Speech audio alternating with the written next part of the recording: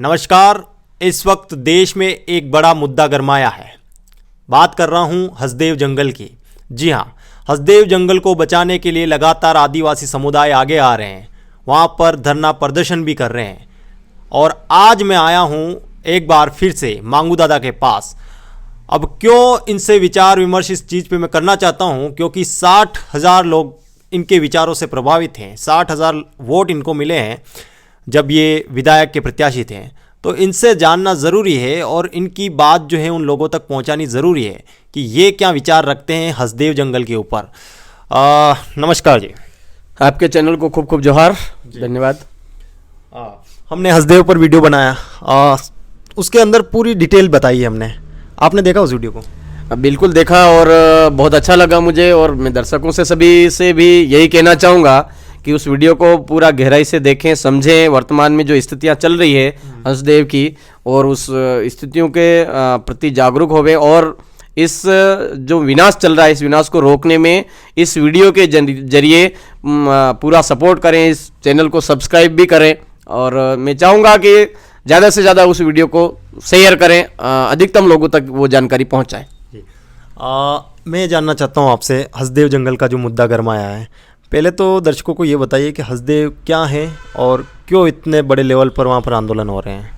देखो, ये छत्तीसगढ़ का एक जो सरगुजा संभाग आता है पूरा, उस सरगुजा संभाग के अंदर एक नदी बहती है हसदेव नाम की, और उसके आसपास का जो जंगल है, अंबिकापुर जिला और अपना सूरजपुर जिला, इस तरह का जो है लगभग 17,000 हेक्टेयर भूमि उसके अंदर आ रही है। और वहाँ पर अपार मात्रा में जंगल है, और वो जंगल कोई मामूली जंगल नहीं, उसमें वन्य जीव, सभी तरह के वन्य जीव वहाँ पर, जैसे हाथी, जैसे भालू, इस तरह के जो वन्य जीव वहाँ पर है। इसका मतलब जंगल जो है वो घना जंगल है। और उस जंगल को आज कहीं ना कहीं जो अडानी अंबानी, जो पूंजीपति की सरकार, पूंजीपति लोगों की गुलाम सरकार है, वो आज उनके जरिए उनको कब्जे में करवा रही है। अभी पिछले साल ये मुद्दा बहुत ज़्यादा गरमाया था, पूरे देश लेवल पर एक आवाज़ उठी थी हसदेव बचाओ, और उस आवाज़ के जरिए वो जो कटाई चल रही थी वो रुक गई थी। और फिर वापस अब इस साल फिर से वो चीज़ चालू हो गई है।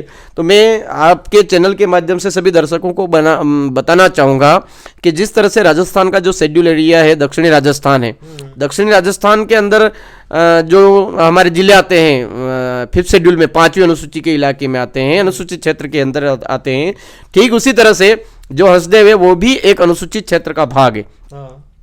और उस अनुसूचित क्षेत्र के भाग को अभी खान एवं खनन अधिनियम 1956 का हवाला दे करके वो कर रहे हैं, जबकि खान और खनन अधिनियम 1956 अनुसूचित क्षेत्र पर लागू होता ही नहीं है बिना ग्राम सभाओं की परमिशन के, बिना उसके।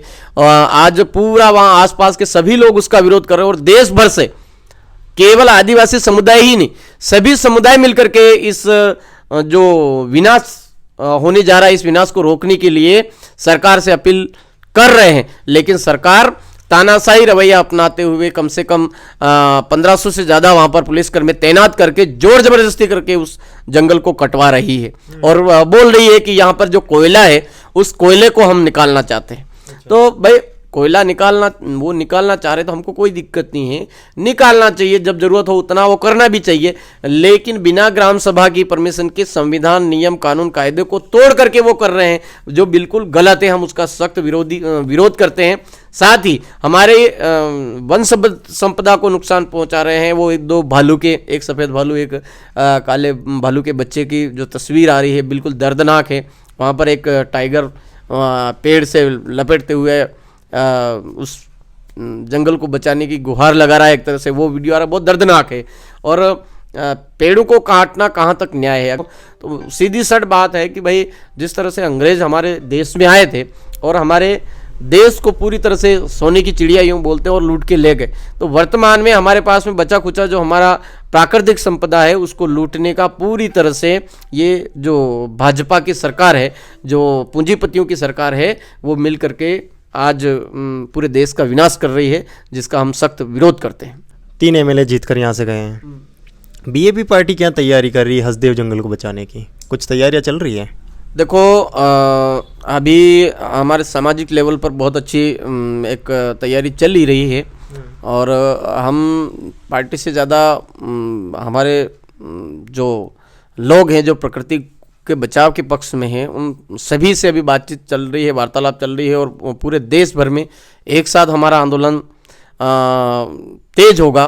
उसी हिसाब से हमारे यहाँ पर भी काफ़ी चल रही है अंदरूनी जो भी है हमारी रणनीति, वो बहुत जल्द सामने आएगी।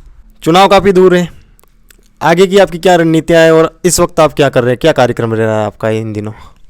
देखो फिलहाल में हमारा जो संवैधानिक जनजागरण का मुद्दा है, संवैधानिक जनजागरण हमारा चल ही रहा है और वर्तमान में भारत आदिवासी पार्टी लोकसभा के जो हमारी तैयारियां हैं उन तैयारियों को लेकर के रेगुलर डटी हुई है और बहुत जल्द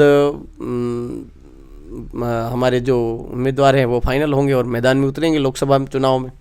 हमारी पूरी जो सीटें हैं हमारी लगभग आरक्षित सीट जो सीटें हैं हमारी वो उन सीटों पर हमारा भारत आदिवासी पार्टी चुनाव लड़ेगी। अच्छा, लोकसभा की आप बात कर रहे हैं, तैयारियां चलने लगी आप बोल रहे हैं ना, तो उसमें भी कैंडिडेट कैसे फाइनल होगा? आपका जाजम व्यवस्था से होगा?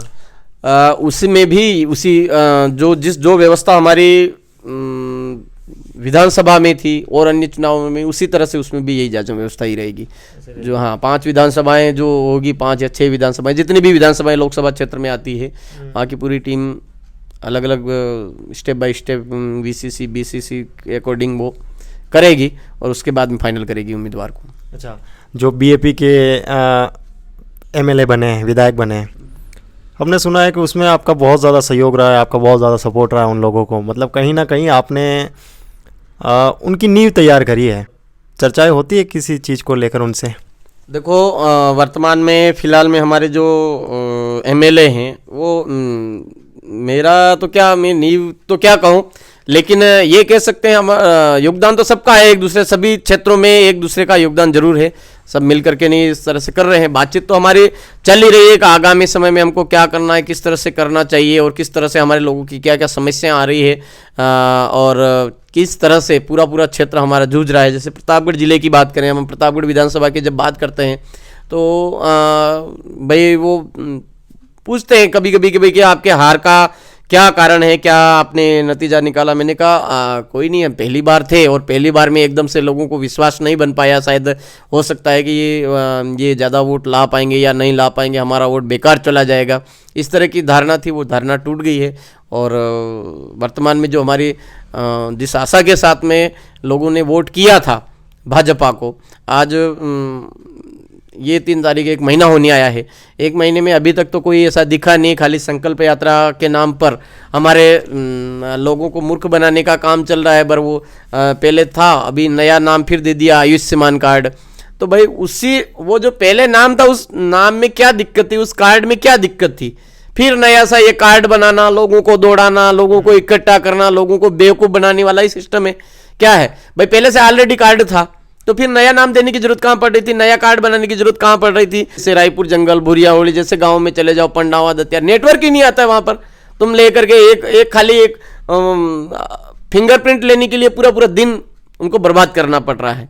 तो ये देखो सरकारों का ऑनलाइन के नाम पर बेवकूफ़ बनाने वाला काम चल रहा है और कुछ नहीं चल रहा है, कोई फायदा पहुंचाने वाली नीतियां तो चल ही नहीं रही है। उम्मीद है आपको ये वीडियो पसंद आएगा। मैं पंकज कुमार गोयल, कैमरामैन शाहिद के साथ टीम टीएसपी, धन्यवाद।